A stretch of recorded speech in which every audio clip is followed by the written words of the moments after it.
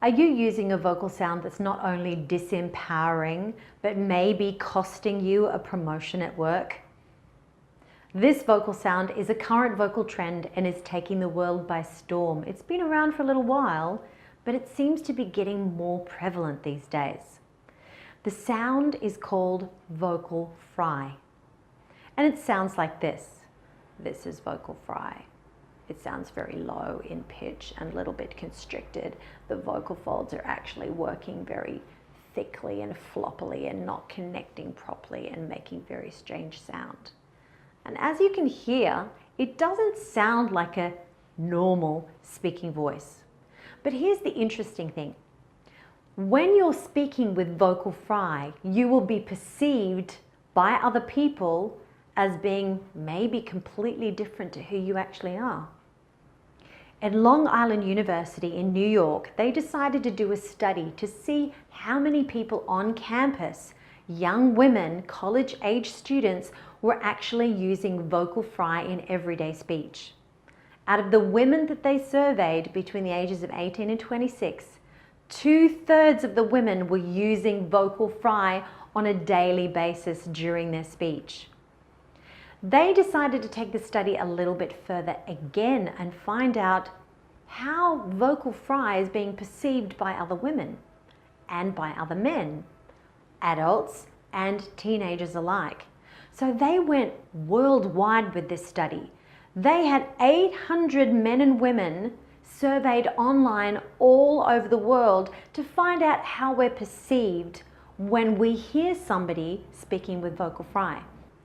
The subjects had to say 2 sentences, the same sentence, but done in 2 different ways.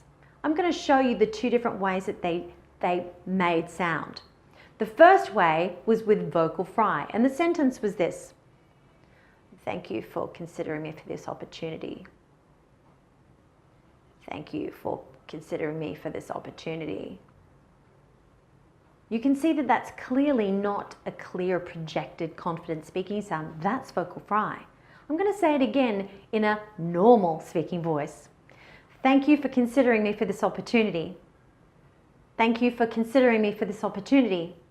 Out of 800 people that were surveyed, 86% agreed on these things. They heard and perceived something very different in the people that were speaking with a normal speaking voice. They said that these people sounded educated, competent, trustworthy, attractive, appealing, and a perfect job candidate for promotion. 86%. On the other side of the coin, they found that the people who spoke with vocal fry were the exact opposite. They sounded uneducated. They sounded absolutely not competent. They sounded insecure. They didn't sound trustworthy, they didn't sound attractive or appealing, and they certainly wouldn't have offered them a promotion or the job. Just because of the way that they're producing sound. And we have 100% control over the way that we're producing sound. So do you want to sound competent and confident and trustworthy and appealing, and knowing that when you are speaking to people that you're going to be seen as a great job candidate or a candidate for promotion? Surely that's what you want if you're climbing up that corporate ladder. And here's the kicker.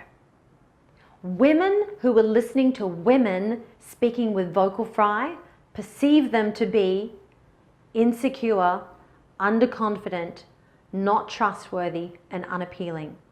So women are judging other women with vocal fry to be less than. It doesn't sound confident. Now men, it doesn't bother them so much, but it bothers other women. So here's something that you business women need to consider when you're going for a job interview.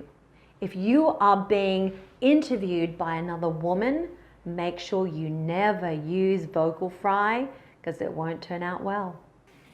I hope you've enjoyed the post today. It was all about vocal fry, and you know that you can eliminate it anytime you need. If you need a vocal coach, I'm your go-to girl. I'll see you next time.